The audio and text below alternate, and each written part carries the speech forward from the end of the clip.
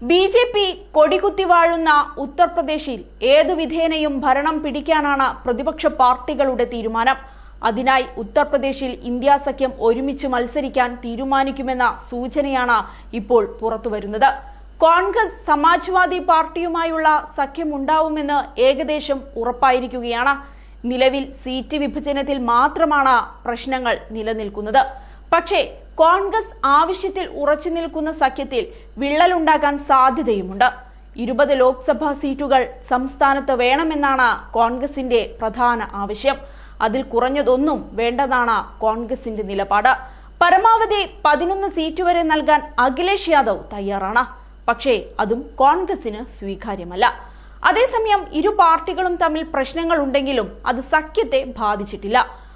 RLDയുമായി സഖ്യം നേരത്തെ പ്രഖ്യാപിച്ചിരുന്നു അഖിലേഷ് യാദവ്. കോൺഗ്രസുമായുള്ള സഖ്യ ചർച്ചകൾ പൂർത്തിയായാൽ മാത്രമേ സമാജ്വാദി പാർട്ടിക്ക് പൂർണ്ണമായും പ്രചരണത്തിലേക്ക് ഇറങ്ങാനാവൂ. എന്നാൽ കോൺഗ്രസ് സ്വന്തം കരുത്തിനും അപ്പുറത്തുള്ള സീറ്റുകളാണ് ചോദിക്കുന്നതെന്നാണ് SP-യുടെ ആരോപണം. നിലവിൽ ഒരു സീറ്റ് മാത്രമാണ് കോൺഗ്രസിന് ഉത്തർപ്രദേശിലുള്ളത്. 2014 ഉണ്ടായിരുന്നത് 2 സീറ്റായിരുന്നു. അടുത്തിടെ നടന്ന നിയമസഭാ തെരഞ്ഞെടുപ്പിൽ കാര്യമായ നേട്ടം കോൺഗ്രസിനുണ്ടായില്ല. അപ്പോൾ 20 സീറ്റ് കൊടുത്താൽ വിജയിക്കാവുന്ന സാഹചര്യം അവർക്കില്ലെന്നാണ് പൊതുവെയുള്ള വിലയിരുത്തൽ. സീറ്റ് വിഭജന ചർച്ചകൾ പോസിറ്റീവായ രീതിയിലാണ് പുരോഗമിക്കുന്നതെന്ന് UP കോൺഗ്രസ് അധ്യക്ഷൻ അജയ് റായ് പറയുന്നുണ്ട്. സീറ്റ് വിഭജനത്തിൽ ധാരണയായിട്ടില്ല, ചർച്ചകൾ നടന്നുകൊണ്ടിരിക്കുകയാണ്. തീരുമാനമായിട്ടില്ലെന്നും അദ്ദേഹം എടുത്തു പറയുന്നുണ്ട്. നേരത്തെ 11 സീറ്റ് കോൺഗ്രസിനെന്ന അഖിലേഷിന്റെ പരാമർശം വലിയ വിവാദമായിരുന്നു.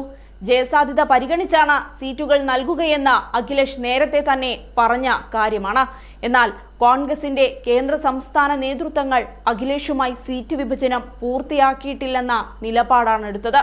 വിവാദപരമായ പരാമർശങ്ങളൊന്നും നടത്തരുതെന്ന് കർശനമായി ഹൈക്കമാൻഡ് നേതാക്കൾ അറിയിച്ചിട്ടുണ്ട്. അതേസമയം 25 സീറ്റുകൾ വേണമെന്ന തരത്തിലാണ് UPയിൽ ചർച്ചകൾ നടന്നത്.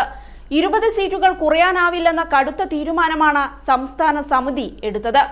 SP-യുമായുള്ള സഖ്യം ഇരു പാർട്ടികളെയും സഹായിക്കുമെന്നാണ് കോൺഗ്രസിന്റെ വിലയിരുത്തൽ.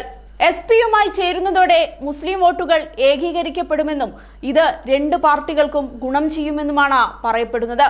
എന്നാൽ SP കടുത്ത സമ്മർദ്ദ തന്ത്രമാണ് പ്രയോഗിക്കുന്നത്. സഖ്യത്തിനു വേണ്ടി വിട്ടുവീഴ്ച ചെയ്യാനാണ് അഖിലേഷ് കോൺഗ്രസിനോട് ആവശ്യപ്പെടുന്നത്.